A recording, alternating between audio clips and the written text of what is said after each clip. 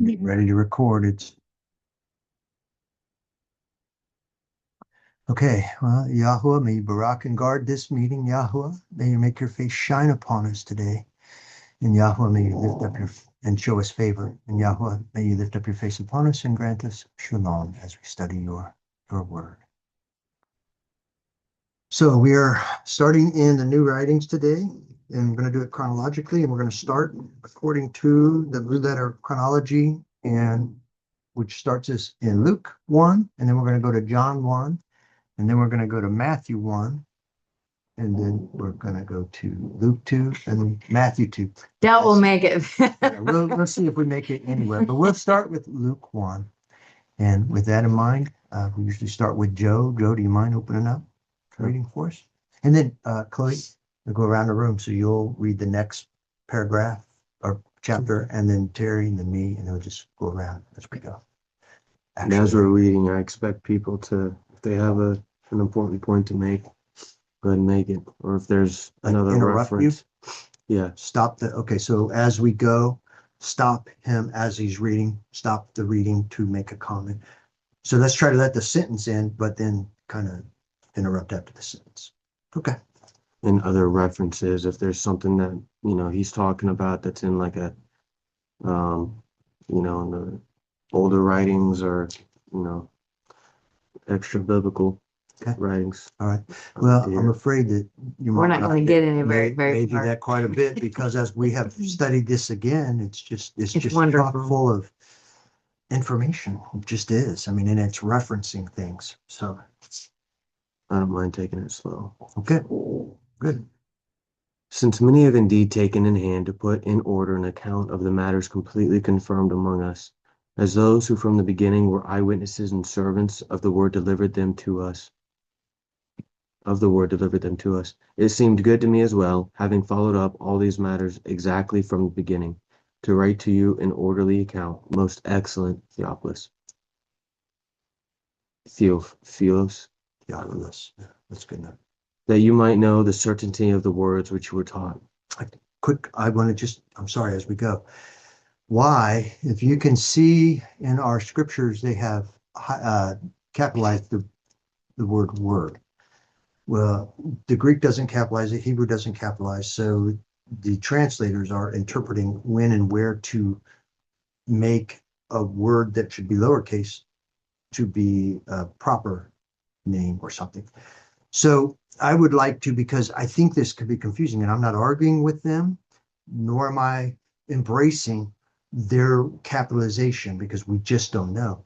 But when they say in verse 2 that, from the beginning were eyewitnesses and services of the word, when they put capital W, what does it make you think? The scriptures. Capital W, not the word as in Yahushua, like we're going to read in John 1, where it says in the beginning was the word, and we're referring to the Messiah. No, and that they might as well have said the scriptures to me. Okay. Then I'm glad you said that, because I hadn't heard that. I didn't perceive that when we capitalize it. So you're saying capital W is referring to scriptures, the word as scriptures, and it's a proper noun because the word is the body of scriptures. That's what I interpreted that. Now, if you say John 1, that the word became flesh, well, that is God, Yahweh's spoken word became embodied in the body of Yahushua. So let me tell you why I think it's important to differentiate this, is because in so much of the doctrine of the church, so much of the things that I've heard throughout my time, when I see capital W, I think of Yahushua. And in the doctrines of the church, they're replacing the word as a proper noun to relate to the scriptures, which at this moment would have only been the old writings. Right. They're replacing that with Yahushua. So Yahushua becomes the word and replaces the word. That's why only the new writings are important, because that's where the new word is. Yahushua is the word, and they're not necessarily referencing the old writings. Now, in context, I don't know how you could perceive it otherwise, because when he says we're eyewitnesses and servants of the word delivered them to us. So what word could that be? The word could be the scriptures at large, but the word could also be the news, the things you've heard, the words that you've heard. It is another potential, because he's giving us an account of what happened in the Gospels during the time of Yahushua. So it becomes incumbent upon us to really parse out when it says the word, that we know what they're referencing when it says word. And the fact that they put a capital there doesn't necessarily mean it's either the scriptures or Yahushua. It could simply be the account of the Gospels and the word you've heard. The words, the stories, the accounts that you've heard could also be considered words. I think in context. I'm sorry. Chloe held her hand. Oh, go ahead. She goes, Right, I didn't Sorry. see you. No, I was just gonna say that, maybe the reason that they capitalized the word, made it a proper noun referring to Yahushua is because, eyewitnesses and servants, of the word delivered them account Them of the words. matters, because Luke is making an order of the account of the matters from the eyewitnesses and servants of the word. And then go down to verse 4, that you might know the certainty of the words which you were taught. Oh. Yeah. So, and I would also say, if you go in with what Chloe was just saying, I tend to, because this stopped me when I was reading, which was the very beginning. The word delivered them. So if we break out what they have separated off from us, what's he doing? Since many have indeed taken in hand to put in order an account of the matters completely confirmed to us, as those who from the beginning were eyewitnesses delivered them to us. So what is it that's being delivered to us? These accounts. Them Put in words. order the account of the matters completely confirmed among us. So when it says, as those who were the beginning, and see, let me also put this in a different, so let me see if I can put some spacing in here. So since many have taken into hand to put in order an account of the matters completely confirmed among us, as those who from the beginning were, and this is where the word comes in, who were eyewitnesses and servants of the word. So really, word belongs with servants of the word. So they are servants of, I think, scriptures. But you could put in servants of Yahushua. You could. But what he's really trying to talk about, the context of this and what's delivered to them, is the account of the matter from those who saw and were serving the word. Well, Paul also says, she also says, he's a servant of the gospel, which are the words of Yahushua's arrival and what that meant. So I agree with that. So now we have a third thing that you're offering here, which I agree with, is we have the word that are the scriptures that could be capitalized, the word that is Yahushua, and he embodies the words, which should be capitalized. And then we have the words of the gospel, which is more clarification of scriptures, the words Yahushua offered us as our teacher of righteousness, as our Messiah, as our leader. He teaches us more depth of the scriptures and the words. So his words can also become the word that was taught us, which is maybe gospel, but even if it's not the gospel, because gospel is oftentimes thought of as the message of the reign of Elohim, which is good news. But the word can also be just simply the teachings, which is the gospel, but more, because it also involves clarification. It involves of things. accounts of what happened with him and when he was And executing. his clarifications of what was meant in Torah, Yeah, what the was meant in commentary. the old writings. So, okay. So the real essence of why I've stopped is so that we will know to parse the word, and not get overwhelmed with them putting capital W in front of word. The same for the word spirit. Spirit. Sometimes it should be Holy Spirit. Sometimes it should just be our spirit. Or sometimes Or just the spirit. spirit. Okay. Yeah. Yeah. Okay. And I would say in verse 4, we're talking certainty of the words which you were taught. That sounds like the account and the teachings of Yahushua there. Mhm.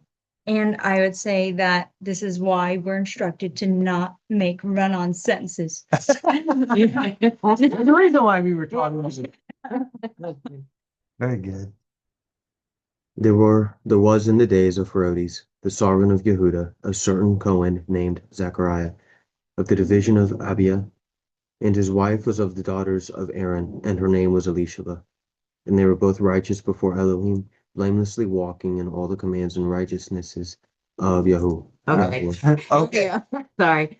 I'm not gonna say sorry, because okay, so one of the things that I had heard prior to starting the opening up of my understanding is that there's you cannot keep the laws. That's why it was done away with. That's the general consensus of Western Christianity, is that we couldn't keep the Torah. That's why he had to get rid of it. No, it says that both the mother and father of John Yohanan the Baptist, the immerser, that was the forerunner of Yahushua, they were able and kept all his commandments blamelessly. They blamelessly walked in all the commands and righteousness of Yahweh. And to back that up, it says in John, little John's, the little books, that the commands of Yahweh are not burdensome. We're able to do them. It's just we as in history and in the modern church, we've mixed what was Talmud and mixed what was added as tradition, what was added as for the nation of Israel. We've added those together and made it sound like we can't keep them. So that's why it was done away with. But it's all a paradigm. But we see right here that the parents of Yahushua, the parents of Yohanan, the Baptist, the immerser, they kept the commands of Yahweh blamelessly and walked righteously before Elohim all the days of their life. So, okay. And, oh, sorry. No, you. Not a fully articulated thought, but to add on to what you were saying. And the concept that I work with, or like, it's not fully articulated, but in Romans, or I think it's Romans, I don't remember, when it says, when Paul says, actually, I don't know if it's Paul, but basically, so that no one can boast about it. Like salvation is a free gift so that no one can boast about it. And in the same way that Yahuwah delivered the plagues and hardened Pharaoh's heart and things like that, all of that was to demonstrate to Israel that I am the God who saves you, and to demonstrate his glory to the world. And a lot of things that like, I think that the way that I am making sense of scripture is that a lot of, like I said, it's not fully articulated, but essentially Yahushua being the fulfillment of the law, in as much as like we aren't saved by it, so that no one can attribute to themselves that they were like, oh, I'm in heaven because of what I did, because of how righteous I am, or my rewards are because, or well, rewards are different, but salvation is not something that we earn because we're corruptible. And us being corruptible and corrupted and being in a fallen world, when Yahuwah, when he should have just kind of done away with us, or could have done away with us, or destroyed us because of our sin, he gave us the law knowing that we were, because of our fallen nature, we all have the propensity to sin, and that and we have that sin nature in us. So we're still dead in Adam, and no amount of keeping laws is going to give us eternal life. It's going to undo keeping a law could not undo what happened with Adam in the garden. Because another scripture, and I forget where it is, but he who makes one little slip, like someone who keeps the law all his life, but makes one little slip, is just as guilty as the man who committed or who has broken all of the law. And that's not because he's as evil, or because he didn't keep the law, like he still only made one little slip, but before a holy, sovereign, perfect in absolute, like God is, Yahuwah is an absolute being. There is no corruption in him. There is no sin in him, and he can't tolerate any of it. So the person who makes one little slip is now not absolutely pure. And so salvation is not attainable for the person who makes one slip in the same way that salvation is not attainable for someone who's broken all the law. So it really is on us to be perfect like Yahushua was all his life, in order to attain salvation. But because we aren't, so basically just no one can boast about their own salvation. And that demonstrates Yahuwah's mercy and Yahuwah's glory, and takes and puts us in a very humble, like if we're looking at it rightly, we should be extremely humble, and we should be extremely, it evokes the love that Yahuwah asks, like that Yahuwah says that we should have for him. Like, if you love me, then you'll obey the commands, not because, but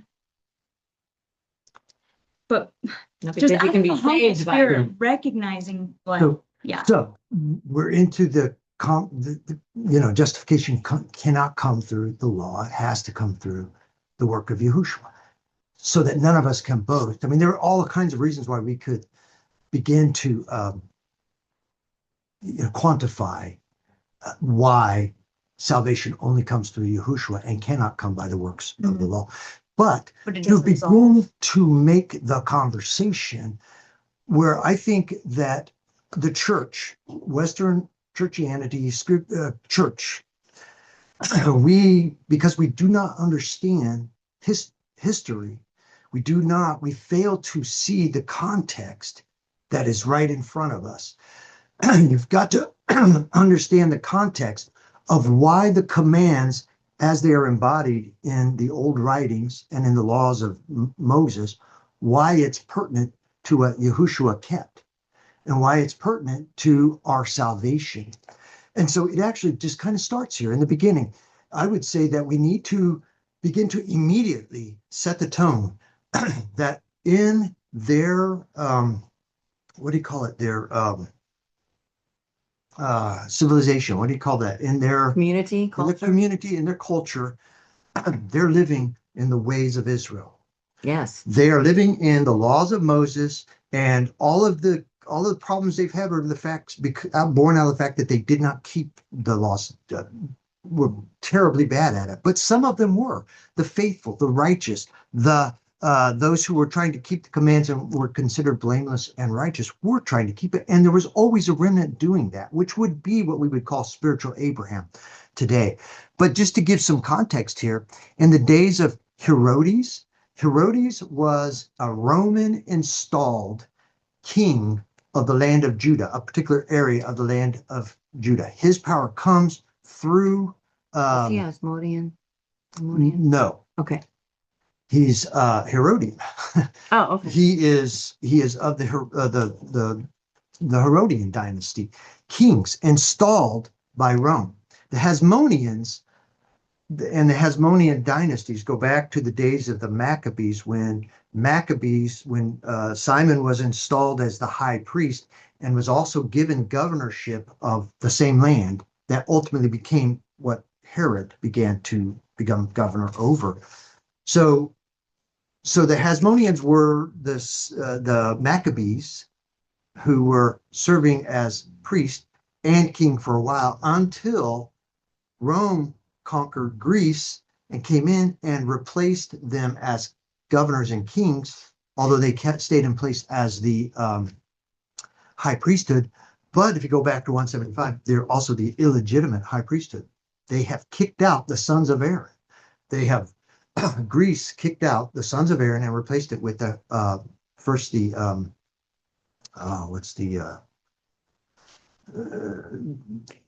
there was with first three that Ananias? I'll think of it later. It doesn't really matter, and then replace with the Hasmonean. So the point here is during the days of Herodes, when we are under the reign of Rome, and Herodes is installed as king of the land or governor of the land at this period of time, a certain Kohen, which is a priest named Zechariah of the division of Abiah. What this means is that Zechariah is a Levite, of course, a Levite, and he's serving in the division of Abiah. And to learn what the division of Abiah is, you go all the way back to the days of David when he, through Zadok and I can't remember the other priest that was, those two together started breaking up the jobs of all the Levites and what they were going to do. And they ended up with divisions. And so there were specific, and we'd have to go back to Kings and Chronicles to find out how they break it apart.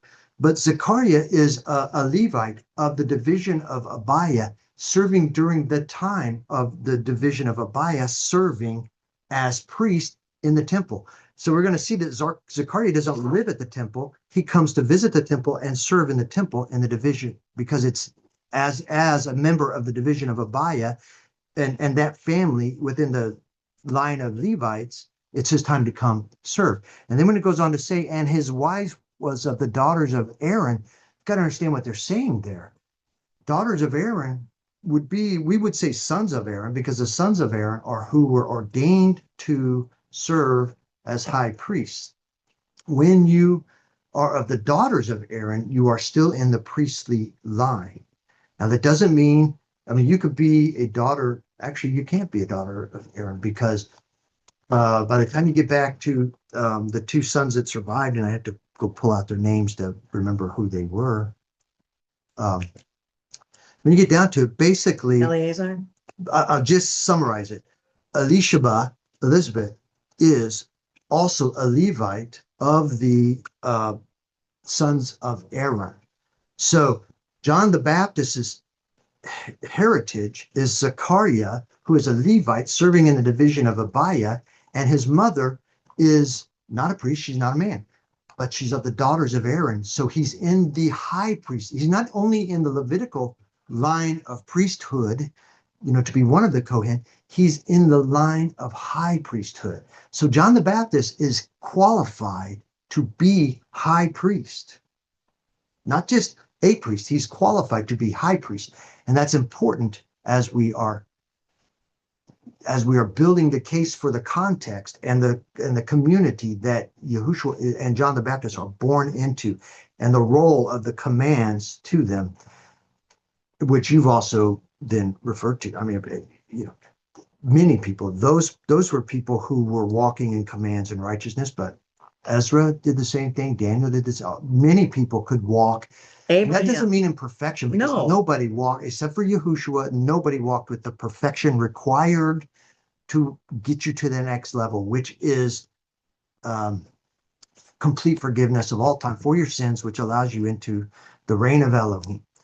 But many people were walking pretty close to it, to the point where it didn't take, everybody still needed the sacrifice for their sins, but many were walking in much closer alignment with instructions than the rest of the people. Okay. Why are you looking at Joe like that?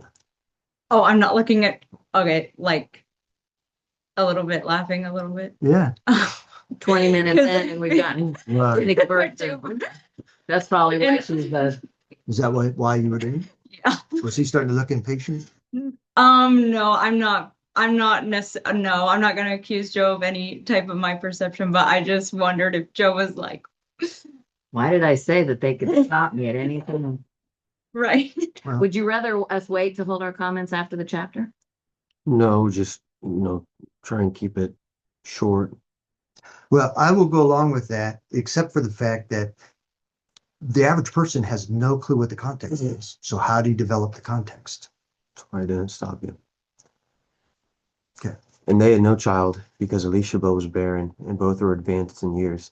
And it came to be that while he was serving as Cohen before Elohim in the order of his division, according to the institute of the Kahuna, he was chosen by Lot to burn incense when he went into the Mishkan of Yahweh. And the entire crowd of people was praying outside of the hour of incense. And a messenger of Yahweh appeared to him, standing on the right side of the altar of incense. And when Zechariah saw, he was troubled, and fear fell upon him. Sorry, quick Don't say sorry. comment. You got to understand, going back up to 8, that he was serving as priest before Elohim in the order of his division, which is the division of Abiah, according to the institute of the priesthood, which was instituted under David. He was chosen by lot to burn incense, which means he wasn't the only one standing there who could have gone in to burn incense, but by lot, he was chosen to go in and burn incense. And when he was chosen to go in and burn incense, you got to understand, he went into the Holy.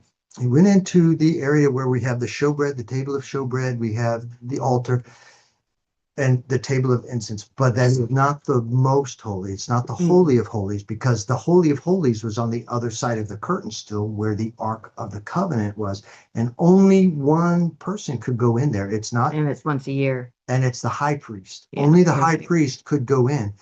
So he did not go into the Holy of Holies. He's not qualified to go. John the Baptist might have been if he was ever assigned that role, but his father wasn't. His father was just a priest in the division of Abiah, but could go into the outer, that first area. There's a term for it, where the incense was, and that's what he went in to do. So he was not in the Holy of Holies with the Ark of the Covenant. He was in that middle area. Would that be the outer courts?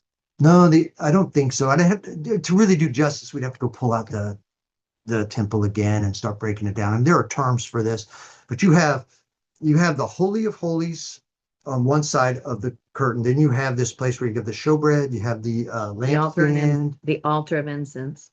Yeah, you have things that are happening in a circle here, and then outside of that, you have the outer courts. So he went he went inside where people weren't going, but not into the Holy of Holies. So, okay. And when Zechariah saw, he was troubled, and fear fell upon him. But the messenger said to him, Do not be afraid, Zechariah, for your prayer is heard, and your wife Elisheba shall bear you a son, and you shall call his name Johanan.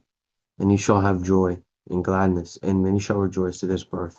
For he shall be great before Yahweh, and shall drink no wine and strong drink at all, and he shall be filled with the Ruach HaKodesh, even from his mother's womb. And he shall turn many of his children of Israel to Yahweh, their Elohim. Just because people are familiar with this passage or this version, Ruach HaKodesh is the Holy Spirit. So he shall be filled with the Holy Spirit, even from his mother's womb.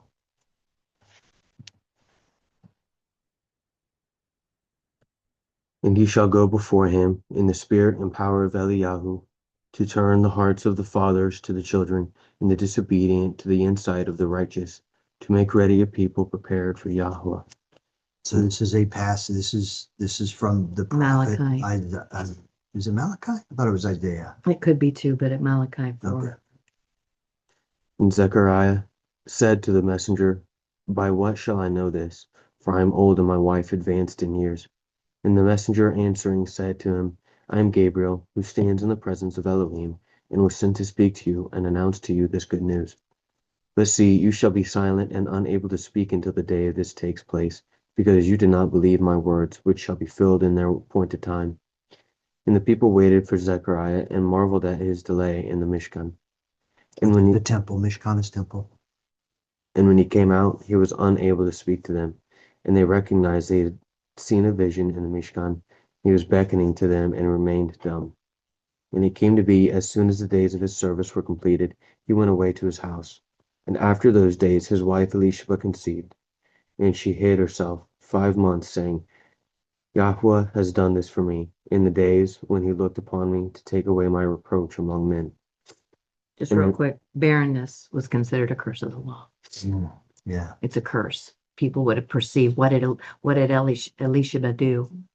Because she's cursed. So good. And in the 6th month, by the messenger Gabriel was sent by Elohim to a city of Galilee named Nazareth, to a maiden engaged to a man whose name was Joseph, of the house of David, and the maiden's name was Miriam. And the messenger coming to her said, Greetings, favored one. The Adon is with you. Baruch are you among women. But she was greatly disturbed at his word, and wondered what kind of greeting this was. And the messenger said to her, "Do not be afraid, Miriam, for you have found favor with Elohim. And see, you shall conceive in your womb and shall give birth to a Ben, and And it's a call his son. name Yahushua. He shall be great and shall be called the Ben of the Most High. And Elohim, and Yahweh Elohim shall give him the throne of his father David. And he shall reign over the house of Jacob forever, and there shall be no end to his reign." And Miriam, I'm sorry, forgive me. I want to just say, when in this prophecy, it says, he shall be great and shall be called Ben of the Most High, or Son of the Most High. And Yahweh Elohim shall give him the throne of his father David. And you know that when we get into the prophets in the back, what that means, we can get into Jeremiah and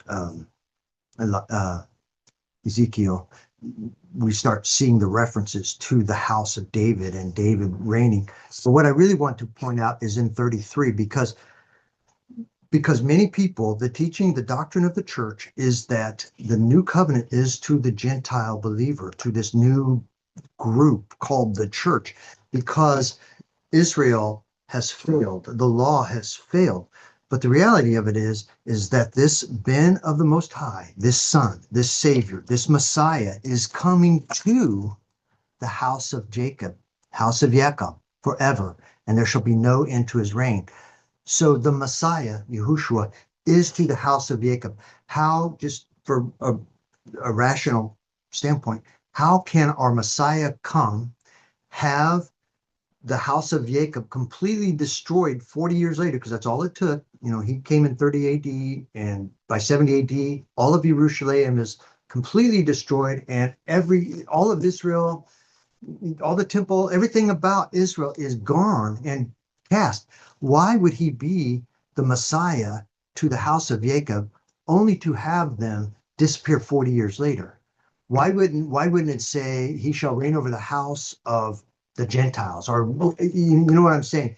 They're making it clear that he is coming to Jacob, and that's because Jacob and Israel is not done, and it wasn't done in 70. Even though as a nation they are dispersed and scattered everywhere throughout the whole world, they remain the people of Elohim, and the people to whom Yahushua, the Ben of the Most High, came to. We are now whether we are natural born people following Israel, or we are the grafted in people following Israel. We are part of Israel, and he is our Savior because of this. And as we have remained part of the house of Jacob. Go ahead. I'm just going to say, just going back to verse 16, and Yohanan, the forerunner of Yahushua, said, it said of him, and he shall turn many of the children of Israel to Yahweh their Elohim. Yeah, right. And he shall go before him, Yahweh, in the spirit and power of Elijah, to turn the hearts of the fathers to the children, and the disobedient to the insight of the righteous, to make ready a people prepared for Yahweh. So the turning is beginning with Yohanan, and because Yahushua was sent to the lost sheep of Yisrael first. That's where it began. I find that. Well, and then we know that they are turned out towards the Gentiles to start bringing in the Gentiles. Right. But the essence of the this, first one. Yeah. well, the and dispersed ones, but of Israel, but also the Gentiles, Right. the non-natural Right. born citizens. But what I think really needs to be that everybody has to hang on to, and that is that no way are we replacing Israel. The Messiah is to Israel. If the church has replaced Israel, we've lost the need for a Messiah. The church can only become and be part of Israel. So all of this messaging from all of the new writings are to Israel and not the church. It's to Israel. And it's only to the Gentile church to the extent that they have become part of Israel. Well, and Paul says in Ephesians that the we as engrafted believers are actually built on the foundation of the prophets and the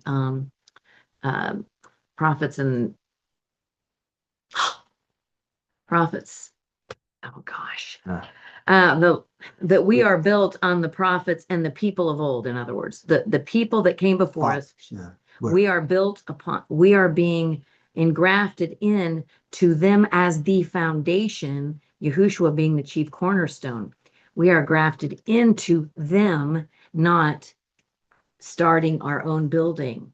We're built unto to the ones that came before us. So it's not a separate house. We're grafted into Yeah. what came before. It's the original house. So I'm curious here. Because Terry and I talk amongst ourselves and we kind of know our own language and vernacular. Is this making sense to you guys who are not? Joe, is this making sense to you? Are you hearing? Yeah. Is there making sense why we're interrupting and why we're making points Yeah. here? Okay, all right. And Miriam said to the messenger, how shall this be, since I do not know a man? And the messenger answering said to her, the Ruach HaKodesh shall come upon you, and the power of the Most High shall overshadow you. And for that reason, the Kadosh one, born of you, shall be called Ben of Yahweh. Forgive me, what verse are we on? 35. We just Okay, finished. all right, very good. Okay. And see, Elisheba, your relative, she has also conceived a son in her old age, and this is now the 6th month to her who is called barren, because with Elohim no matter shall be impossible. And Miriam said, see, the female servant of Yahweh, let it be to me according to your word. And the messenger went away from her. And Miriam arose in those days and went into the hill country with haste to a city of Yehuda, and entered into the house of Zechariah and greeted Elisheba. And it came to be when Elisheba heard the greeting of Miriam that the infant leaped in her womb, and Elisheba was filled with the Ruach HaKodesh, and called out with a loud voice and said, Baruch are you among women, and Baruch is the fruit of your womb. For who am I, that the mother of Adonai should come to me? For look, when the sound of your greeting came to my ears, the infant in my womb leaped for joy. Baruch is she who believed, for that which Yahweh has said to her shall be accomplished. And Miriam said, my being makes Yahweh great, and my spirit has rejoiced in Elohim my Savior, because he looked on the humiliation of his female servant. For look, from now on all generations shall call me Baruch.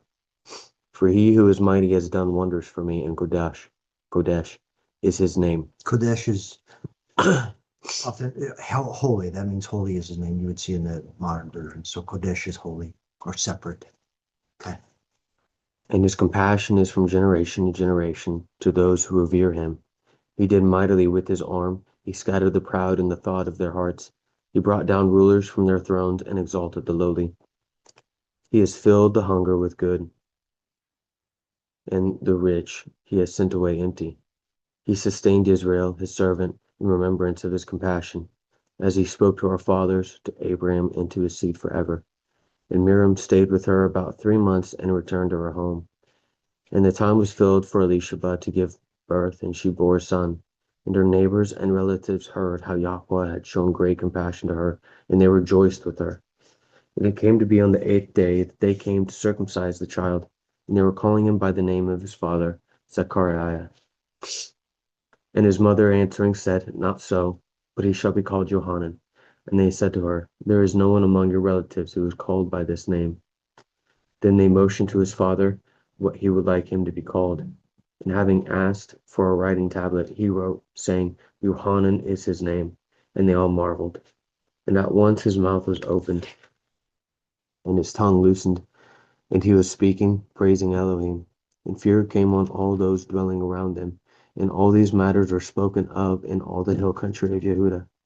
And all who heard them kept them in their hearts, saying, what then shall this child be? And the hand of Yahweh was with him. And Zechariah, his father, was filled with the Ruach HaKodesh, and Nabu, saying, Nabu is prophesying.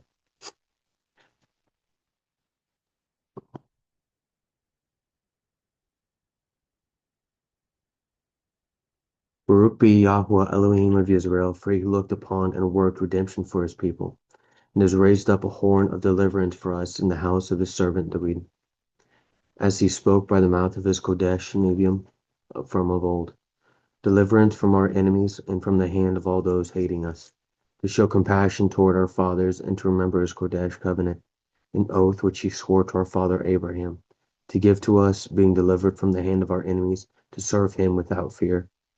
In Kodesha, in righteousness before him, all the days of our life. And you, child, shall be called Nabi of the Most High, for you shall go before the face of Yahweh to prepare his ways, to give knowledge of deliverance to his people by the forgiveness of their sins, through the tender compassion of our Elohim, with which the daybreak from on high has looked upon us, to give light to those who sit in darkness and the shadow of death, to guide our feet into the way of peace. And the child grew and became strong in spirit and was in the deserts until the day of showing himself openly to Israel. Now, I'll just take opportunity to confirm again when Zechariah, the Father is filled with the Ruach HaKodesh and Nabu in verse 67. Clearly, he is referencing the coming of John and the Messiah to his people to work the redemption of his people. If you know anything about the scriptures upon which all of this is founded, this is common and consistent language that we see throughout the scriptures referencing Jacob and Israel as the people of Yahweh. So there's no question that everything about John and Yahushua coming he's coming to Jacob, he's coming to the people, he's coming for the house of David and Israel. And then when you refer to the Kodesh covenant in verse 72, it's clear reference to the fact that he's remembering his covenant with the people. The covenant that we say has gone away has been replaced with this new covenant. Well, okay, but he's remembering his covenant to honor his covenant. He's honoring the original covenant. And that's what Yahushua and John the Baptist are all about. No. One thing I found very interesting is why was Yahuwah harsh on Zechariah when he questioned, and why was he fine with the way Miriam questioned? And what I believe is that when Zechariah asked that, how can that happen? I'm old, my wife's old. Well, is he not remembering his patriarch Abraham and his wife Sarah? I believe Zechariah knew better. And he was just, that can't happen. I'm old, my wife's old. Forgetting that Abraham and Sarah were exactly the same way. So the intention behind. Yes. Yeah. And then Miriam, she's just going, well, how can I have a baby? I'm not married. Well, she's probably in her teens. That's what is suspected. She just didn't know. But as soon as he said the Ruach HaKodesh will come from upon high and overshadow you, she's going, hey, I believe that. I can take that. And she didn't question it. So I believe there were heart issues involved. This is what we've been talking about. This is what I just had a conversation with somebody else this morning about, and that is everything is measured by our heart. Everything. The conclusions we come to may be wrong, but the spirit and the heart behind it will dictate how he responds to us. The words we say may be the same. One person could say the same thing, next person could say the other, but the heart from which it's coming and the spirit from which it's coming, that's what gets measured by our Elohim, not the words that they said, but the heart and the spirit from which it comes out. That's what gets measured. When somebody, like we were talking this morning, we know in part, and we're always going to know in part. But the idea is that we keep learning as we go.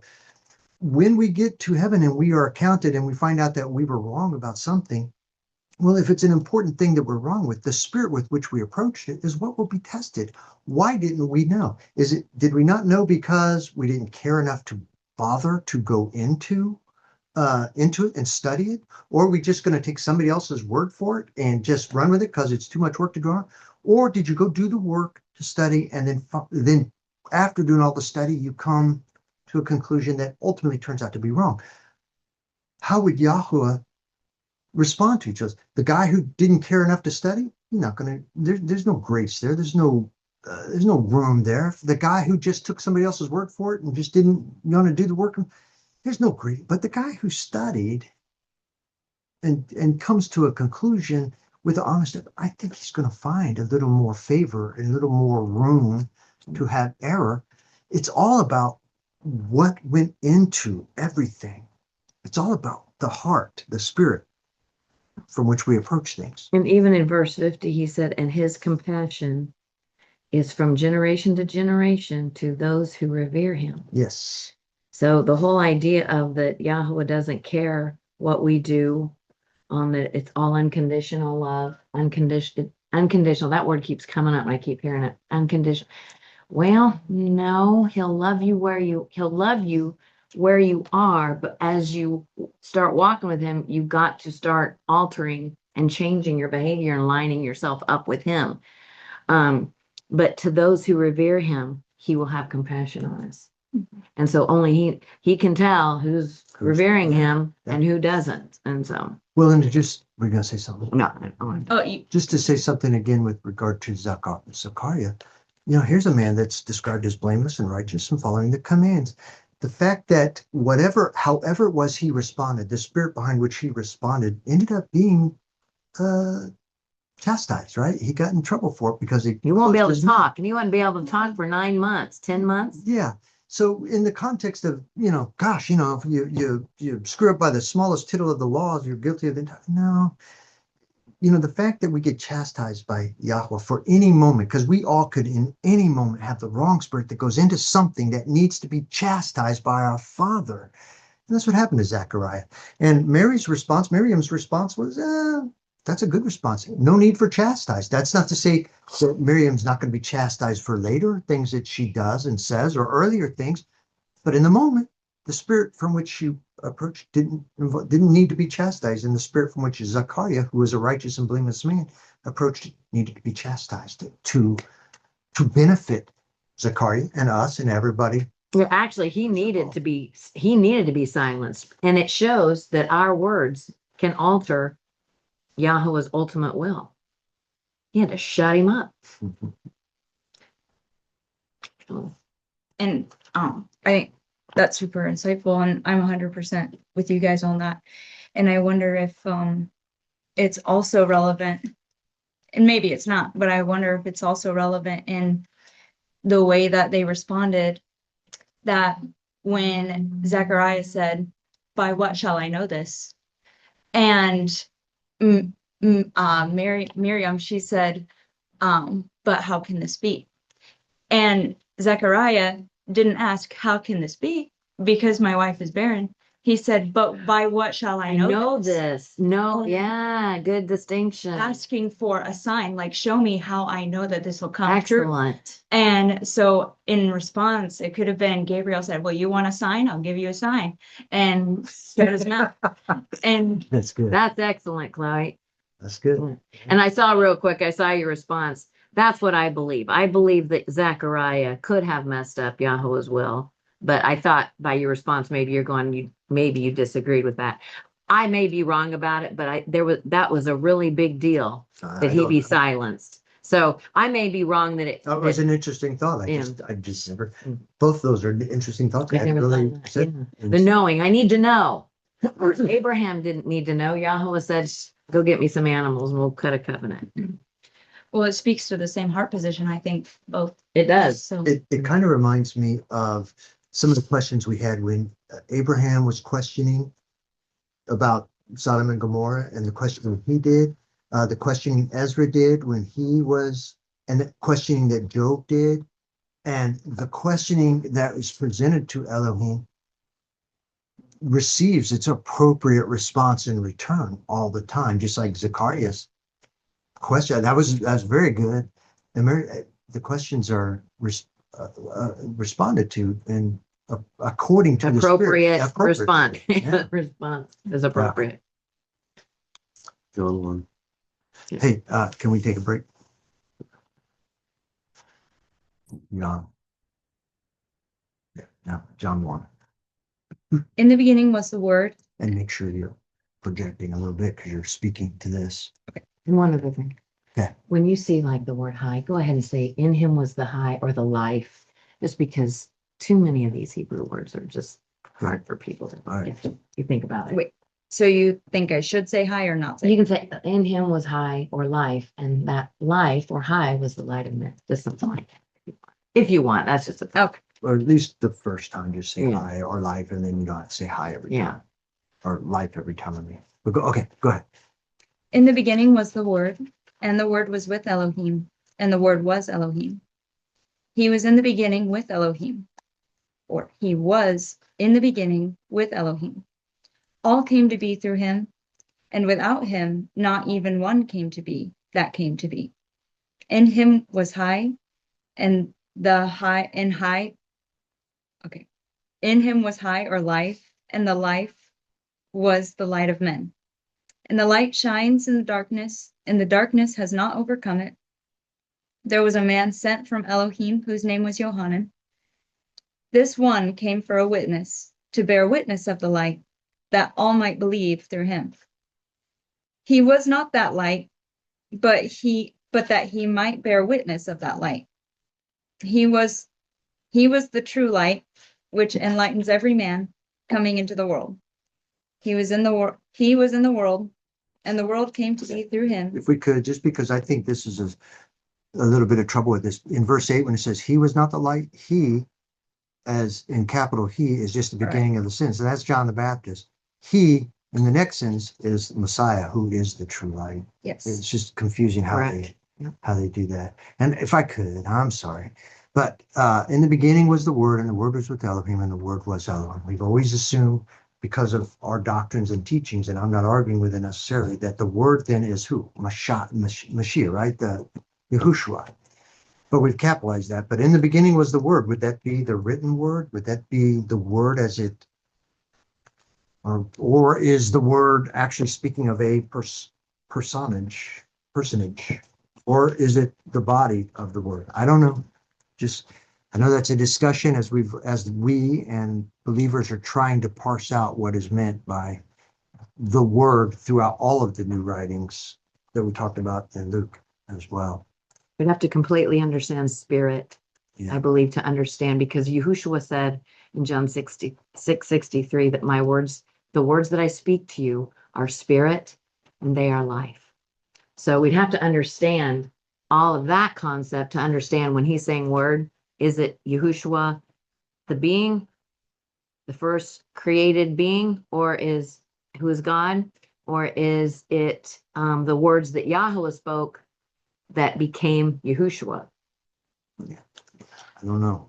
Also, I really do apologize. I was confused by the instructions I got before I started reading because you said when I see hi, just say hi, but then I guess I got confused. Okay. And then I was over processing the information, or over analyzing. So I'm not, You don't have to I was apologize. confused. No, we were really good. Pause.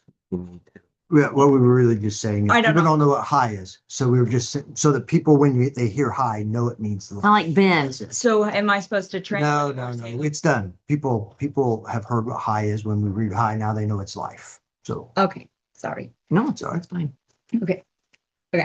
There was a man sent from Elohim whose name was Yohanan. This one came for a witness, to bear witness of the light, that all might believe through him.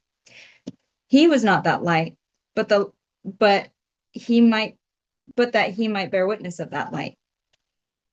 He, the Word, was the true light, which enlightens every man coming into the world. He was in the world, and the world came to be through him, and the world did not know him. He came to his own, and his own did not receive him. But as many as received him, to them he gave the authority to become children of Elohim, to those believing in his name, who were born not of blood, nor the desire of flesh, nor the desire of man, but of Elohim. And the Word became flesh, and pitched his tent among us, and we saw his esteem as of an only brought forth of a father, complete in favor and truth. Yohanan bore witness of him, and cried out, saying, This was he of whom I said, He who comes after me has come before me, because he was before me. And out of his completeness we all received, and favor upon favor, for the Torah was given through Moshe, the favor and the truth came through Yahushua Mashiach. No one has ever seen Yahuwah, the only brought forth Son, who is in the bosom of the Father, he declared. Now this was the witness of Yohanan when the Yehudim sent from Jerusalem Kohanim and the Levites ask him, Who are you? And he confessed and did not deny, but confessed, I am not Hamashiach.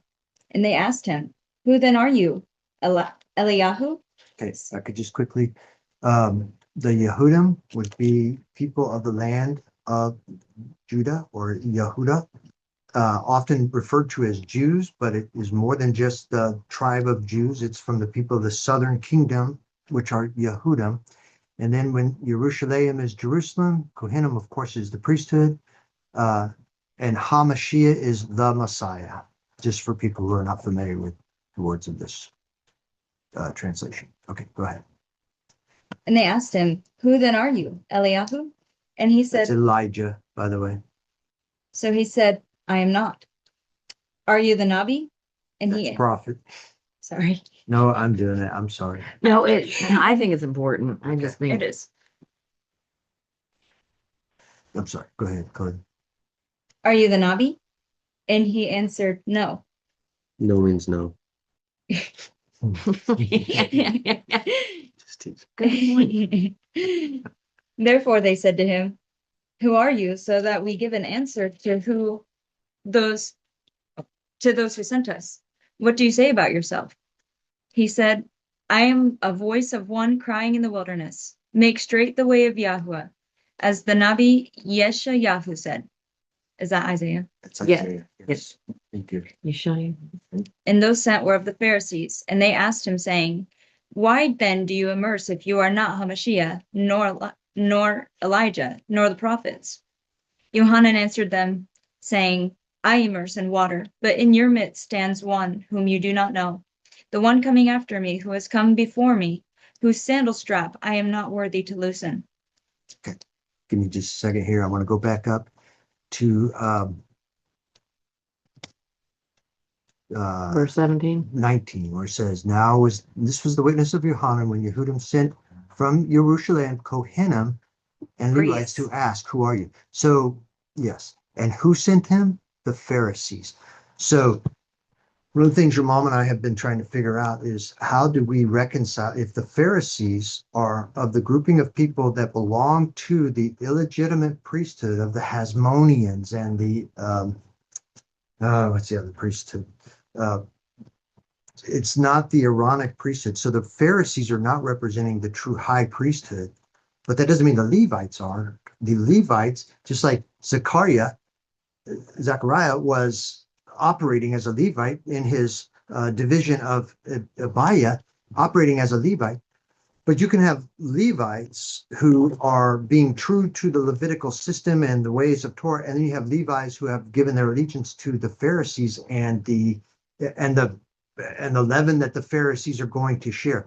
So the fact that they are Levites does not make them errant, but when they say they are of the Pharisees, then it suggests that they are people of Talmudic, wasn't Talmudic, then the oral traditions in the Pharisees and the leaven of the Pharisees. So the Levites that came were of the Pharisaical bent. Okay. This took place in Beth Abara, beyond the Jordan where Yohanan was immersing. Okay, I need to Beth Abara. In the King James Version, it's called Beth Abara. In other versions, it's called something else. I can't remember. But this Beth Abara area, this is the area on the northwest corner of the Dead Sea that has, in today's world, become known as Qumran. So where he is at is Beth Abara in that northwest corner, where there's this compound and they're doing the immersions that has, when we talk about the Dead Sea Scrolls and the community, and this is where it's all happening. So this all took place in Beth Abara up there, where they had this compound where they've got baptismals and different things. And this is where Yohanan was at and where he was doing the immersions. This is why I'm suggesting that John was part of this community that we've come to understand, where I think it's the priesthood of Aaron, priesthood of the Zadoks, who were operating once they were kicked out in this area of Bethel Bar, which is also Qumran.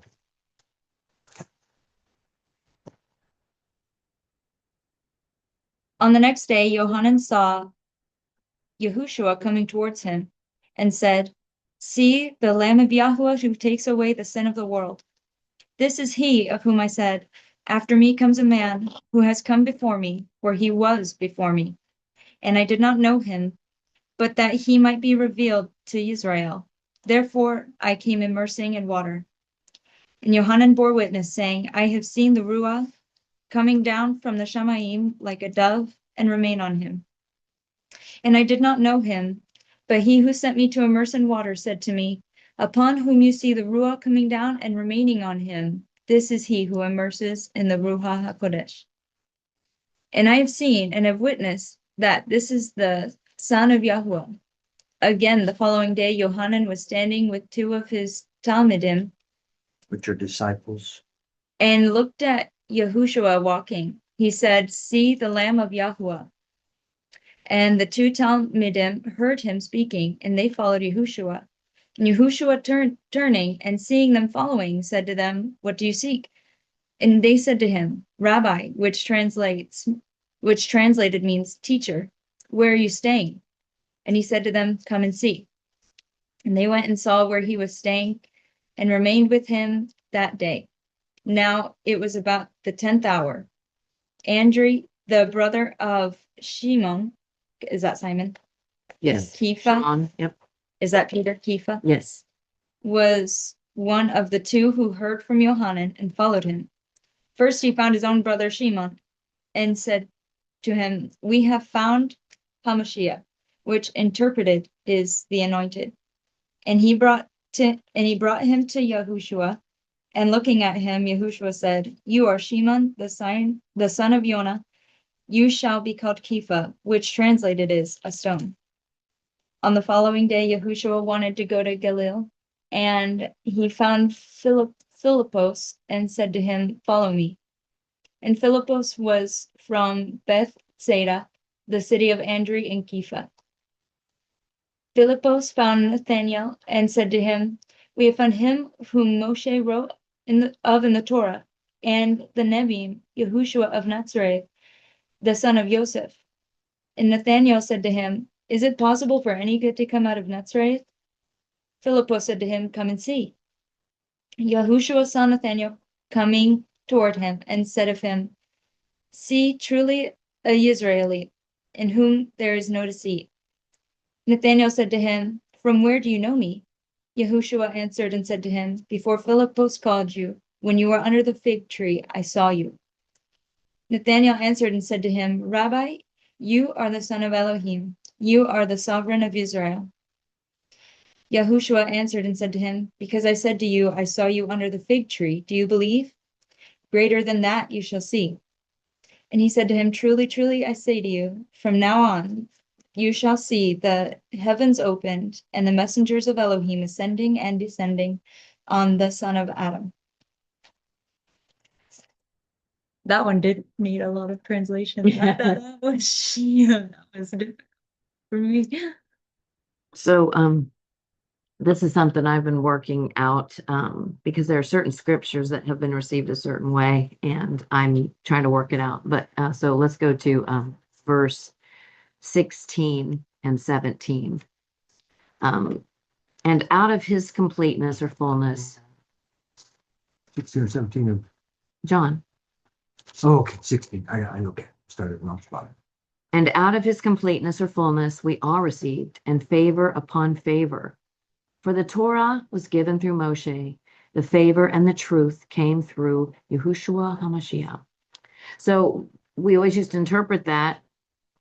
I did that. Okay, the law was until Moses, and then the favor and truth came through Yahushua HaMashiach, meaning the law was done away with. And then go to 29, where he said, on the next day, Yohanan saw Yahushua coming toward him and said, "See the Lamb of Yahuwah who takes away the sin of the world." And I ran those together just as we were reading Okay, so Yohanan did not say, the Lamb of Yahweh, who is going to abrogate the law and the Torah when he takes away the penalty for violating it. He said he takes away the sin, the law, or I'm sorry, the failure to keep the Torah. Sin is with sin came the not, the law brought the knowledge of sin. People don't know how they're sinning if they don't see what they're supposed to do or what they're not supposed to do, which is what the law shows us and Yahweh's instructions.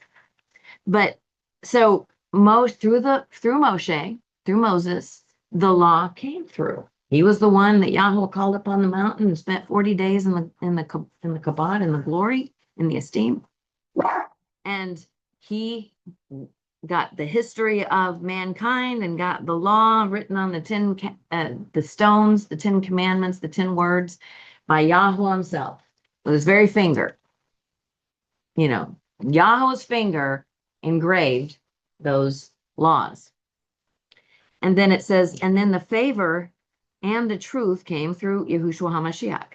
He's not saying that the law wasn't the truth, but the law only can say this is wrong, this is right. Only the one who gave the law can pardon a lawbreaker. The law can't pardon somebody. The law is just black and white. This is right, this is wrong. But a judge, a lawgiver, and a king, whom Yahweh is, he can say, okay, I know you broke it, but I've provided a way. I've provided a way for that penalty to be paid for and the recompense of it to be wiped out. So Yahushua not only by his blood paid for the sin, but made it so that we don't have to live with the penalty. Or in many cases we do, but in many cases, once we repent, he can help us get out of what we deserve. So the law can't pardon, but the one who gave the law can. So that's why. And the objective, if people will keep it in mind, is not to rectify this life in the flesh that is going to live, 70 years, 80 by reason of strength. No, we're working toward the resurrection when we receive our new body, our new life. And then the recompense is over by that, the penalty is over. If we have to, which is what you alluded to, even though he has saved us from or given us pardon for that sin, sometimes there is in the flesh, we have to live out the consequence of that sin. But that doesn't mean that the sin is not pardoned or that we are not allowed into the real objective, which is the resurrected body. I will say in my life personally, there have been things that he completely made it so I didn't have to live with it. I mean, he made it so I did not have to live with the natural penalty of it. Other things, yeah, had to live with the penalty of it. But so it works both ways. We do have to live with certain things, but other things he can just completely take us out of the penalty that we deserve. I like that, Mom. That's really good. And I think the fact that you broke apart the lamb who comes to take away the sin of the world, I glazed over that because that's just like, well, that's what it says. But the fact that you broke it apart and were able to apply that the way that you did was really insightful. That was really good. Good. All right. Anything else for that? I mean, there are things. Oh, there are we can talk things, about, but we're we'll trying never to get keep it to minimum. Okay. All right. So And we completed an objective. which was The first day. We completed the first We day. completed Luke 1 and John 1. So we can cross that off. then we go to Matthew 1, and that's Terry's job to read that one. Good luck. Everybody okay with going to Matthew? Mm-hmm. I'm kind of excited about that because there was something I wanted to tell Joe. Let me see. I'm going to pause for just a quick second here. I think Luke is long-winded too. What'd you say? Luke is long-winded He's a too. doctor. It does. Yeah. The book of the genealogy of Yahushua HaMashiach. Ben or son of David, Ben son of Abraham. Abraham brought forth Yitzhak, and Yitzhak brought forth Jacob, and Jacob brought forth Yehuda and his brothers. And Yehuda brought forth Peretz and Zerah by Tamar. And Peretz brought forth Hezron, and Hezron brought forth Ram. And Ram brought forth Aminadab, and Aminadab brought forth Nahshon, and Nahshon brought forth Salmon. And Salmon brought forth Boaz by Rahab, and Boaz brought forth Obed by Ruth, and Obed brought forth Jesse, and Yeshe brought forth David the sovereign, and David the sovereign brought forth Shilomah by Uriah's wife, and Shilomah brought forth Rehoboam, and Rehoboam brought forth Abiah, and Abiah brought forth Asa, and Asa brought forth Jehoshaphat, and Jehoshaphat brought forth Joram, and Joram brought forth Uzziah, and Uzziah brought forth Jotham, and Jotham brought forth Ahaz, and Ahaz brought forth Hezekiah, and Hezekiah brought forth Manasseh, and Manasseh brought forth Amon, and Amon brought forth Yoshiahu. And Yoshiahu brought forth Jeconiah and his brothers at the time of the exile to Babel. And after the exile to Babel, Jeconiah brought forth Shealtiel, and Shealtiel brought forth Zerubbabel, and Zerubbabel brought forth Abiahud, and Abiahud brought forth Elikim, and Elikim brought forth Azor. And Azor brought forth Zadok, and Zadok brought forth Achim, and Achim brought forth Eliud. And Eliud brought forth Eleazar, and Eleazar brought forth Matan, and Matan brought forth Jacob. And Jacob brought forth Joseph, the husband of Miriam, of whom was born Yahushua, who is called Messiah. So all the generations from Abraham to David were 14 generations, and from David until exile to Babel were 14 generations, and from the exile to Babel until Messiah were 14 generations. Just a quick comment that the middle of those, we had the first, up to David, we had the 14 generations, but the second grouping of 14, those are all the kings. If you were to read in the old writings, all of those it's the lineage of the kings. You'll see all the kings. So Kings and Chronicles would fit into that. Yes, until we get to Babylon. And then out of Babylon, we lose the kings. But we start with Ezra, Nehemiah. Well, Jeconiah was the last of the king, and actually he only lasted like 2 or 3 months before Nebuchadnezzar comes and takes him away, and ultimately he was raised back up. Well, anyway, the point is that Jeconiah brought forth Shealtiel, and Shealtiel brought forth Zerubbabel. Well, Zerubbabel was the governor of Judah when they were all sent back. So you'll see information about Zerubbabel, but he wasn't a king. The kings stopped with it. And the prophet Zechariah speaks of Zerubbabel. Yes. But Zerubbabel was nothing. He was a governor. He was not a king. He was a governor of that land and appointed by Persia to do so. Anyway. And the birth of Yahushua HaMashiach was as follows. After his mother Miriam was engaged to Joseph, before they came together, she was found to be pregnant from the Ruach HaKodesh.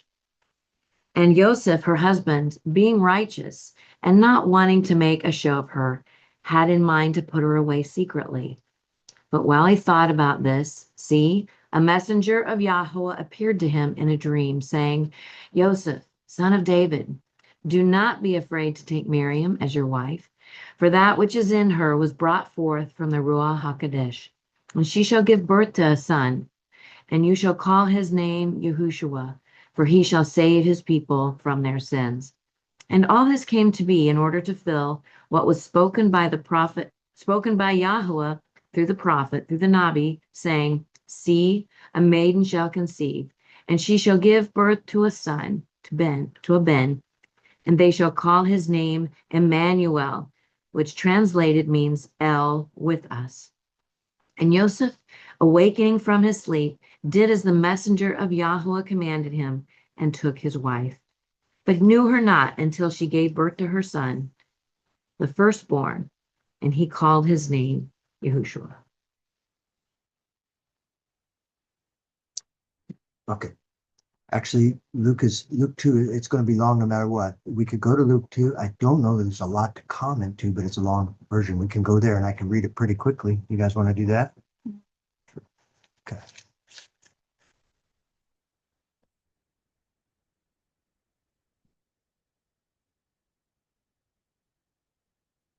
Okay, so Luke 2. And it came to be in those days that a decree went out from Caesar Augustus for all the world to be registered. This took place as the first registration while Quirinius was governing Syria. And all who were going to be registered, each one to his own, and all were going to be registered, each one to his own city. And Joseph also went up from Galilee and out of the city of Nazareth to Yehuda, to the city of David, which is called Bethlehem, because he was of the house and lineage of David, to be registered with Miriam, who was engaged to him, being pregnant. And it came to be that while they were there, the days were filled to her to give birth. And she gave birth to her firstborn Ben, and wrapped him up, and laid him down in a feeding trough, because there was no room for them in a lodging place. And in the same country there were shepherds living out in the fields, keeping watch over their flock by night. And look, a messenger of Yahweh stood before them, and the esteem of Yahweh shone around them, and they were greatly afraid. And the messenger said to them, Do not be afraid, for look, I bring to you good news of great joy, which shall be to all people, because there was born to you today in the city of David a Savior. Because there was born to you today in the city of David a Savior, who is Hamashiach the Adon. And this is the sign to you: you shall find an infant wrapped up, lying in a feeding trough. And suddenly there was with the messenger a crowd of the host of the Shemaim, praising Elohim and saying, Esteem to Elohim in the highest, and on earth peace among men with whom he is pleased. And it came to be, when the messengers had gone away from them into the Shemaim, which is the heavens, that the shepherds said to each other, Indeed, let us go to Bethlehem and see this matter that has taken place, which the Adon has made known to us. And they came in haste and found Miriam and Joseph and the infant lying in a feeding trough. And having seen, they made known the matter which was spoken to them concerning the child. And all those who heard marveled at what the shepherds said to them. But Miriam kept all these matters, considering them in her heart. And the shepherds returned, boasting and praising Elohim for all they had seen and heard, or heard and seen. And it was spoken to them. And when 8 days were completed for him to be circumcised, his name was called Yahushua, the name given to him, or given by the messenger before he was conceived in the womb. And when the days of her cleansing, according to the Torah of Moshe, were completed, they brought him to Jerusalem to present him to Yahweh. As it has been written in the Torah, every male who opens the womb shall be called Kodesh to Yahweh. Again, that struck me. He said Torah of Yahweh. He didn't say the Torah of Moshe. Which is important because Moshe just delivered the Torah of Yahweh. But also just again, to reiterate that Miriam and Joseph were following the Torah and the instructions of the Torah with regard to Yahushua. He was circumcised, and then they had to go, because he was the firstborn, and offer him to Yahweh as set apart, or Kodesh, and then offer 2 turtle doves. I mean, you could have offered a sheep or a goat, but the alternative, if you didn't have the money, you could offer turtle doves, or what was the other one? There was another set of birds you could do. But my point would be Pigeons. that Miriam and Joseph, were walking as Zechariah and Elisha did. They are walking in Torah, in the instructions given them as Israelites, as those who are of the land of Israel. All right, verse 24. And to give an offering according to what is said in the Torah of Yahweh, a pair of turtle doves or 2 young pigeons. Those were the 2 that I was talking about. And see, there was a man in Jerusalem whose name was Shimeon, and this man was righteous and dedicated, looking for the comforting of Israel, and the Ruach HaKodesh was upon him. And it had been revealed to him by the Ruach HaKodesh that he would not see death before he sees Hamashiach of Yahuwah. And he came in the Ruach and he came in the Ruach into the Mikdash, which is the temple or the house of Elohim. And as the parents brought in the child Yahushua to do for him according to the usual practice of the Torah, then he took him up in his arms and barak, or blessed Elohim, and said, now let your servant go in peace, O Adonai, according to your word, for my eyes have seen your deliverance, which you have prepared before the face of all the peoples, a light for the unveiling of the Gentiles and the esteem of your people Yisrael. And Joseph and his mother were marveling at what was being said about him. And Shimeon baraked them and said to Miriam, his mother, see, this one is appointed for a fall and a rising of many in Israel, and for a sign spoken against. And a sword shall pierce through your own being also as to reveal the thoughts of many hearts. And there was Hannah, a Nebiah, a daughter of Penuel of the tribe of Asher. She was advanced in years and had lived with a husband 7 years from her maidenhood. And she was a widow of about 84 years, who did not leave the Mikdash, but served Elohim with fastings and prayers night and day. And she, coming in at that moment, gave thanks to Yahweh and spoke of him to all who were waiting for redemption in Jerusalem. And when they had accomplished all according to the Torah of Yahweh, they returned to Galil, to their city Nazareth. Again, just a comment that they were following Torah. And the child grew and became strong in spirit, being filled with wisdom, and the favor of Elohim was upon him. And his parents went to Jerusalem every year at the festival of Pesach. So they honored Pesach every year, the Moedim. Is that Passover? Yes, thank you. That is Passover. And you go there on the 14th of the first month is Passover, and then immediately following the day of Passover, the Moedim of Passover is a week-long Moedim, which is 7 days of the Feast of Unleavened Bread, or Matzah. So we have Day of Pesach, and then we have 7 days of the Moedim of Unleavened Bread. Moedim is the appointed times. And when he was 12 years old, they went up to Jerusalem according to the practice of the festival. When they had accomplished the days, as they returned, the child Yahushua stayed behind in Jerusalem, and his parents did not know. They did not know it. But thinking he was in the company, they went a day's journey and were seeking him among the relatives and friends. And not having found him, they returned to Jerusalem seeking him. And it came to be after 3 days that they found him in the Mikdash, sitting in the midst of the teachers, both listening to them and asking them questions. And all who heard him were astonished at his understanding and answers. And having seen him, they were amazed. And his mother said to him, Ben, why have you done this to us? See, your father and I have been anxiously seeking you. And he said to them, why were you seeking me? Did you not know that I had to be at that of my father? But they did not understand the word which he spoke to them. And he went down with them and came to Nazareth and was subject to them. But his mother kept all these matters in her heart. And Yahushua increased in wisdom and stature and in favor with Yahuwah and men. Okay. I thought that was cute. Oh, that's the wrong word, but he went down with them. So she scolded him. He went down with them and he was subject to them. He honored his father and his mother. Yep. Still. Joe, we just got one more. And if you want to read it like that, it's Matthew 2, and we will have completed the week's readings. You want to, I'm kind of surprised that Matthew 2 is so short, Oh, right. being a single day. okay. Let me get there real quick. And Yahushua, having been born in Bethlehem of Yehuda in the days of Herodes the sovereign, see, Magi from the east came to Jerusalem, saying, where is he who has been born sovereign of the Yehudim? For we saw his star in the east and have come to do reverence to him. And Herodes the sovereign, having heard, was troubled, and all Jerusalem was with him. And having gathered all the chief Kohanim and the scribes of the people together, he asked them where Hamashiach was to be born. And they said to him, in Bethlehem of Yehuda, for thus it has been written by the Nabi. But you, Bethlehem, in the land of Yehuda, you are by no means the least among the rulers of Yehuda. For out of you shall come a ruler who shall shepherd my people Israel. Then Herodes, having called the Magi secretly, learned exactly from them what time the star had appeared. And having sent them to Bethlehem, he said, go and search diligently for the child, and when you have found him, bring back word to me, so that that I too might go and do reverence to him. And having heard the sovereign, they went, and see the star which they had seen in the east went before them, until it came and stood over where the child was. And seeing the star, they rejoiced with exceedingly great joy. And coming into the house, they saw the child with Miriam, his mother, and fell down and did reverence to him. And opening their treasures, they presented him gifts of gold and frankincense and myrrh. And having been warned in a dream that they should not return to Herodes, they departed for their own country by another way.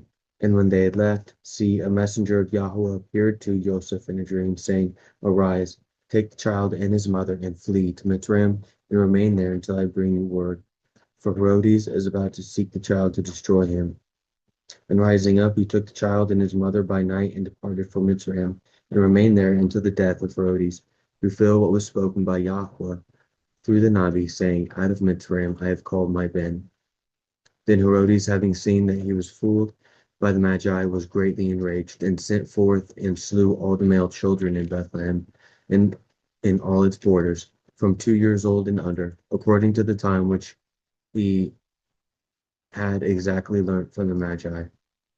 Then was filled what was spoken by Yirmiyahu the Nabi, saying, A voice was heard in Ramah, wailing and weeping, in great mourning, Rahel weeping for her children, refusing to be comforted, because they were no more. And Herodes having died, see, a messenger of Yahweh appeared in a dream to Joseph in Mitzrayim, saying, Arise, take the child and his mother, and go into the land of Israel, for those seeking the high of the child are dead. And rising up, he took the child and his mother, and came into the land of Israel. But hearing that Archelaus was reigning over Yehuda instead of his father Herodes, he was afraid to go there, and having been warned in a dream, he departed to the parts of Galilee, and came and dwelt in a city called Nazareth, thus to fulfill what was spoken by the Neviim, he shall be called a Nazarene. I have some comments. Do you have anything? Okay. I just want to see, let me just go to just some comments. The sovereign of the Yehudim would be not sovereign necessarily of just the tribe of Judah, but the sovereign of the southern kingdom of Yehuda, which is what we were dealing with during the time of Babylon and after. But also, for they saw his star in the east and have come to do reverence to him. I want to see. Star's a messenger. Well, that's where I'm headed with this, because I always struggled if, in our understanding of the stars being something clear out there, 1 billion light years away, Look at that big. makes no sense. But if you understand, according to Enoch, what the stars are, which are fairly Messengers. local and not necessarily all circling. Now, they're not all in order. Some of them are roaming stars. Some of them are literal. And really, there's some question as to whether or not they're actual beings. They're messengers. Well, in Revelation, it says the star, he unlocked. Well, and I think it's Enoch that, Oh, Enoch. that shows Yes, that, they're- that all they're of beings. them are, that have been doing this for thousands of years, are keeping their Estate. estate. Yeah, Keeping they their have their role to play. So the idea that there was one star, which would have been a being who went over and stood and placed, 90-degree vertical above the place of Yahushua's birth is not so hard to envision when you understand a different cosmology of Earth. There was a couple of other things I just want to touch base with here.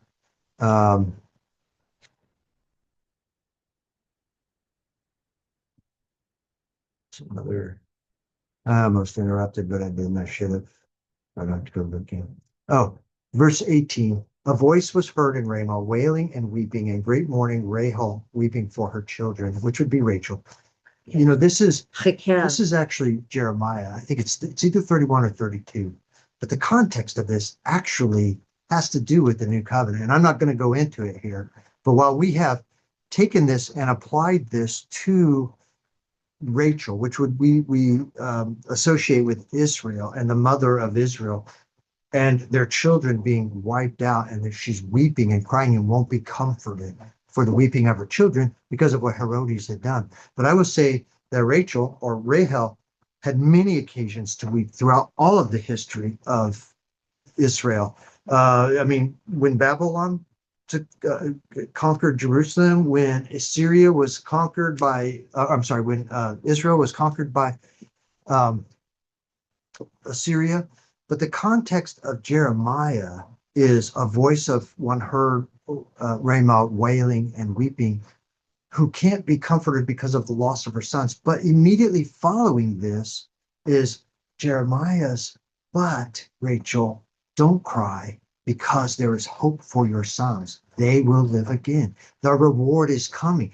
That's the real context of this. While it might be taken and used by Matthew in this context, the real context of this is about hope of the new covenant as read in Jeremiah.